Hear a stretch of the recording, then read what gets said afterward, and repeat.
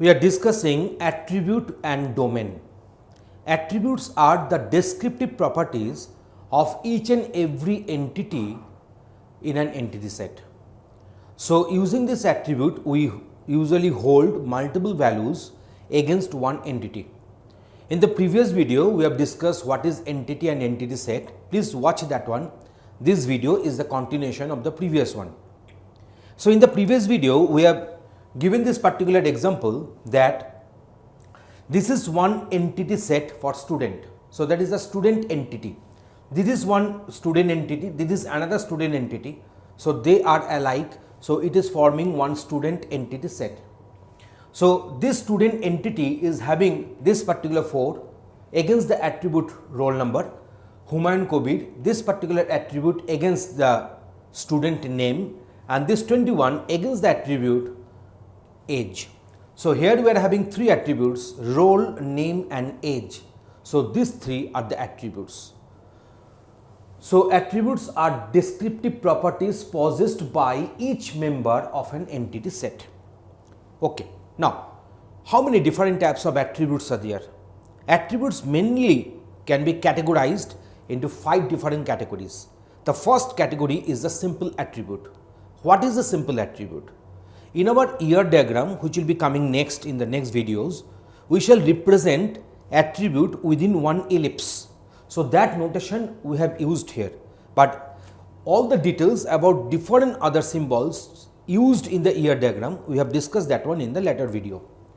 So, here you see this EMP ID is a simple attribute, example of one simple attribute. Why? Because this EMP ID cannot be divided further. So, that is a simple attribute. If you are not getting, please come to the composite attribute. Now, what is a composite attribute? Name is a composite attribute, and you see this name can be divided into sub attributes like your first name, middle name and the last name.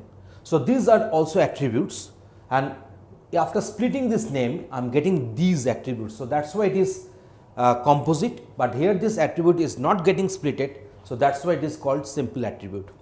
If you think that you will be keeping only name as I did here, you will be keeping only name, you shall not split it to first name, middle name, last name, then name can also be one simple attribute.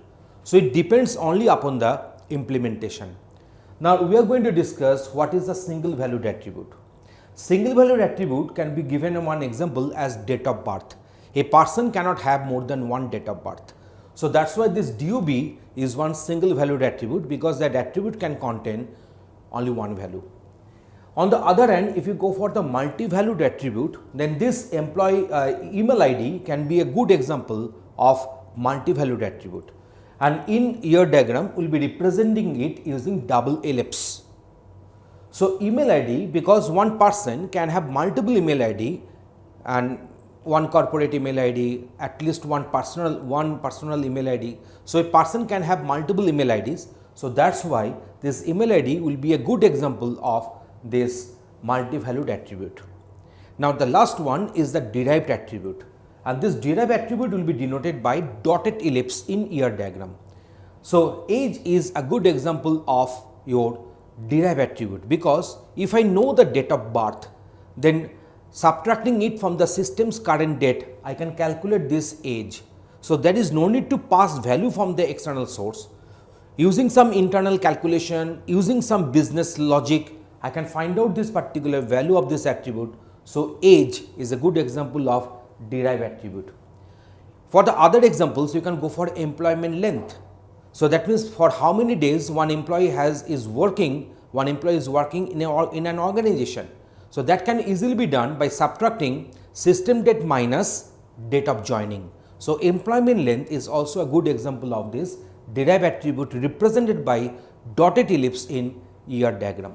So, you see, these are the attribute types and these are the examples and the respective representation techniques in the ER diagram. We will be having a separate video in the ER diagram. There we will be going for all other symbols, and obviously these symbols will be also discussed there again. The last topic is the domain. What is a domain? For each attribute, there is a set of permitted values called domain or value set of that attribute.